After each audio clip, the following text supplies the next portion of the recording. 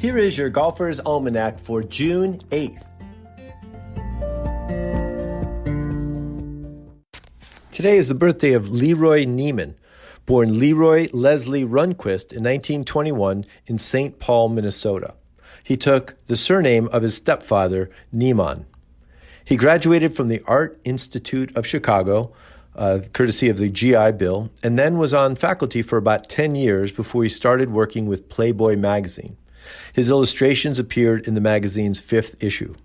Starting in 1960, his paintings observed the PGA Championships, the Masters, the Ryder Cup matches, and he was a fixture at the Super Bowl, World Series, Kentucky Derbies, and the Olympics. On this day in 1899, Harry Vardon defended his claret jug by winning the Open Championship at Royal St. George's, Sandwich, 5 strokes better than Jack White. This was the 3rd of 6 Open Championships Vardon won in his career.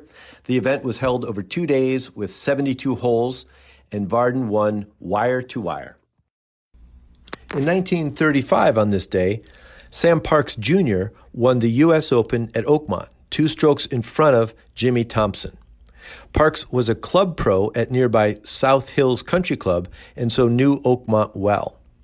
This was his only win on the PGA Tour, though he did compete in the Ryder Cup matches later that same year.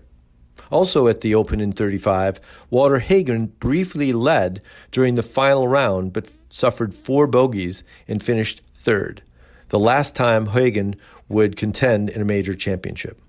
Also of interest, the stimp meter was inspired by the fast greens at Oakmont. The inventor was amateur golfer Edward Stimpson, who was the former captain of the Harvard golf team. On this day in 1950 at Marion, Lee Mackie opened with a 64 to establish a new record in the U.S. Open.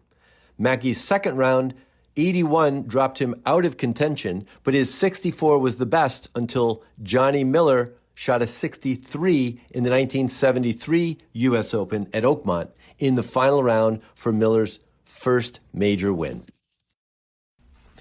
And in 1958, Mickey Wright won the LPGA championship 6 strokes less than Fay Crocker at the Churchill Valley Country Club outside of Pittsburgh. This would be Wright's first of 13 titles. Crocker was from Uruguay and won the national title there 20 times, as well as the Argentine Open 14 times as an amateur, all before turning pro in 1954 at the age of 39. Today's quote is another from a tortured Craig Stadler. The game just embarrasses you until you feel inadequate and pathetic. You want to cry like a child.